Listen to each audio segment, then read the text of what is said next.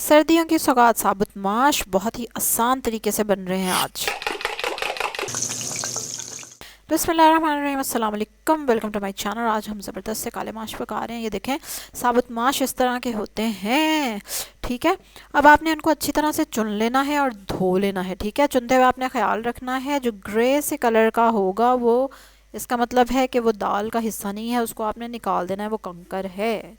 Right, चलो जी। अब साबुत माश आप जब धो के डाल देंगे तो उसमें आपने ढेर सारा पानी डाल देना, क्योंकि ये आराम से गलते हैं और इनको गलने के लिए पूरे 30 से 40 मिनट तक चाहिए होते हैं।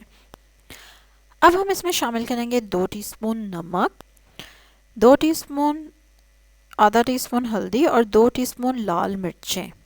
ठीक है, अब चूल्हा चल रहा था इसलिए उबाल आ गया। ये है 6-7 लहसुन के जवे। लहसुन ऑप्शनल, अगर आप नहीं डालना चाहते तो ना डालें। ठीक है, अच्छा, अब हम इसको ढक देंगे और इसको आराम से आप हल्की आंच पर गलने देंगे। तकरीबन 30 मिनट बाद हम इसका ढक्कन उठा के इसको चेक करेंगे।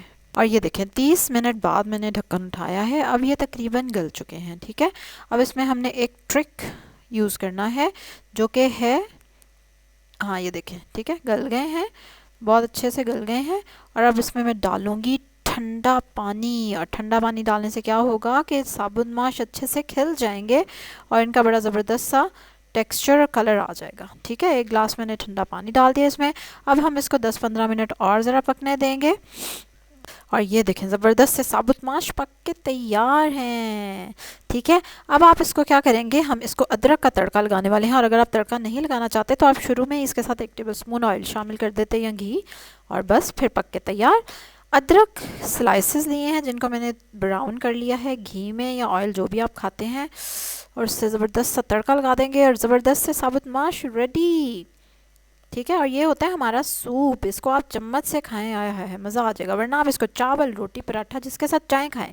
चलें, फटाफट लाइक करें मेरी वीडियो को, जल्दी से लाइक करें और सब्सक्राइब करें जिन्होंने नहीं किया हुआ अभी तक।